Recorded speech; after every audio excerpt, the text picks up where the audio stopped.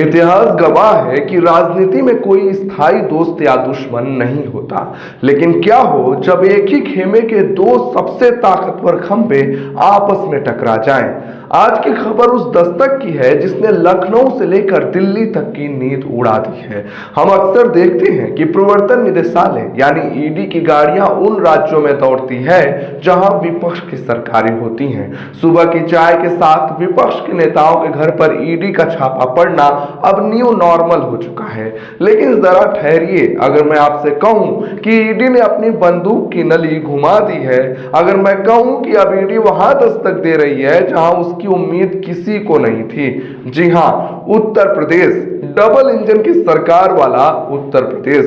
पिछले कुछ दिनों से यूपी में जो हो रहा है वो सामान्य प्रशासनिक कार्रवाई नहीं है, एक ऐसी पहेली है जिसके तार कप सिरप की बोतलों से शुरू होकर सत्ता के सबसे ऊंचे गलियारों तक जाते हैं।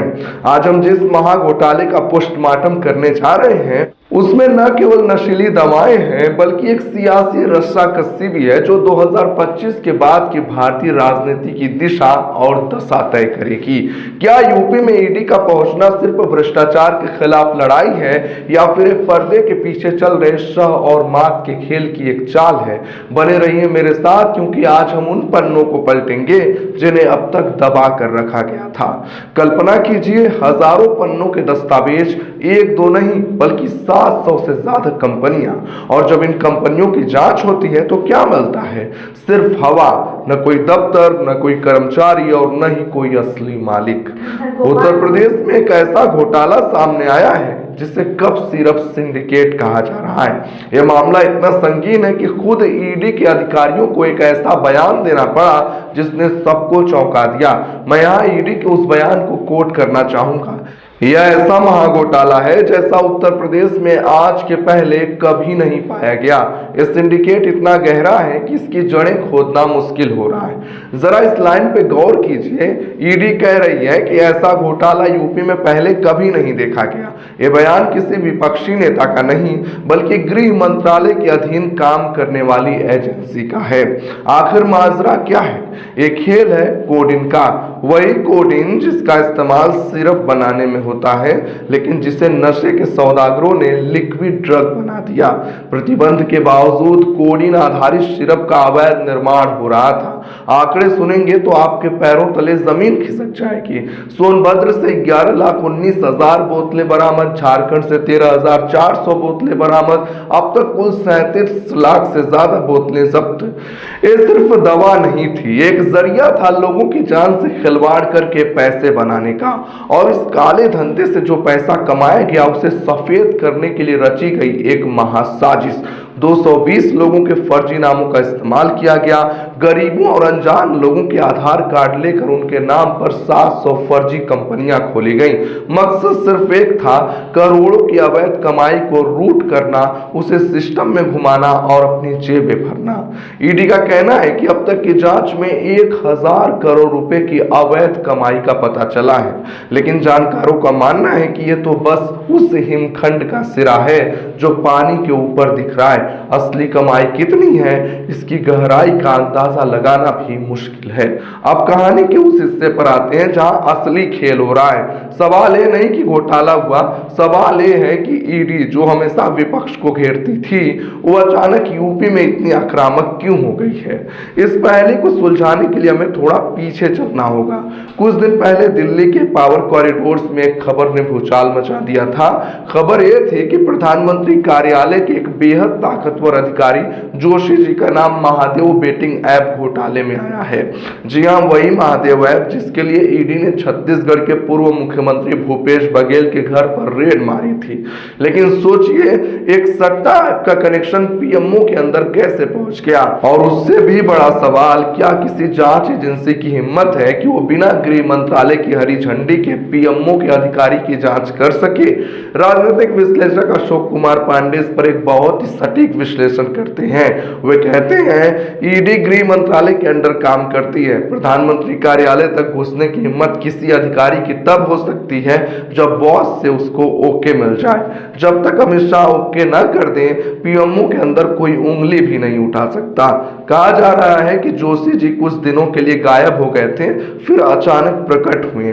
चर्चा है कि मामले को रफा दफा किया गया, लेकिन संकेत साफ था, दिल्ली में कुछ ऐसा घट रहा है जो सामान्य नहीं है। क्या है, पीएमओ के भीतर कुछ लोगों को उनकी औकात दिलाने के लिए अमित शाह का पावर प्ले था, और अब ईडी जो अमित शाह के इशारे पर काम करती है, योगी आदित्यनाथ के उत्तर प्रदेश में यह बयान दे रही है कि यहां तो महा घोटाला हुआ है। क्या आपको नहीं लगता कि यूपी में ईडी की एंट्री सिर्फ संयोग नहीं है? लोकसभा चुनाव 2024 के नतीजों को याद कीजिए। उत्तर प्रदेश में बीजेपी को जो झटका लगा, उसने दिल्ली और लखनऊ के समीकरण बदल दिए।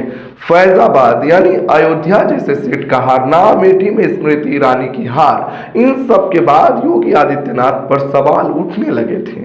लेकिन तभी अंदर खाने से खबरें आई कि टिकट वितरण तो अमित शाह ने किया था, योगी की भूमिका को सीमित कर दिया गया। कहा जाता है कि अगर बीजेपी यूपी में बम्पर जीत हासिल करती तो शायद योगी आदित्यनाथ की कुर्सी खतरे में पड़ सकती थी। ठीक वैसे ही जैसे मध्य प्रदेश में शिवराज सिंह चौहान और राजस्थान में वसुंधरा राजे को किनारे कर दिया गया, वहां पर्ची सिस्टम से नए मुख्यमंत्री बना दिए गए। लेकिन योगी आदित्यनाथ पर्ची वाले मुख्यमंत्री नहीं है, उनका अपना जनाधार है, अपना एक कल्ट है। चुनाव के दौरान आपने ट्रेंड भी देखा होगा, किस तरह से योगी आदित्यनाथ के समर्थन में अलग से ही ट्रेंड चल रहा था। वो बीजेपी वाले नहीं चला रहे थे, वो योगी आदित्यनाथ के खुद के समर्थक हैं। और यही बात दिल्ली में बैठे कुछ रणनीतिकारों को खटकती है। अब जरा तस्वीर को बड़ा करके देखिए, नरेंद्र मोदी जो 75 वर्ष की आयु पार कर चुके हैं, सवाल उठना लाजमी है, मोदी के बाद कौन? इस रेस में दो ही नाम सबसे आगे दिखाई देते हैं, अमित शाह जो संगठन के कथित चाणक्य माने जाते हैं और सरकार में नंबर 2 हैं, योगी आदित्यनाथ जो हिंदुत्व के फायर ब्रांड फेस हैं, जिनकी लोकप्रियता अपने राज्य से बाहर भी है। योगी अमित शाह से उम्र में छोटे हैं और युवा हैं।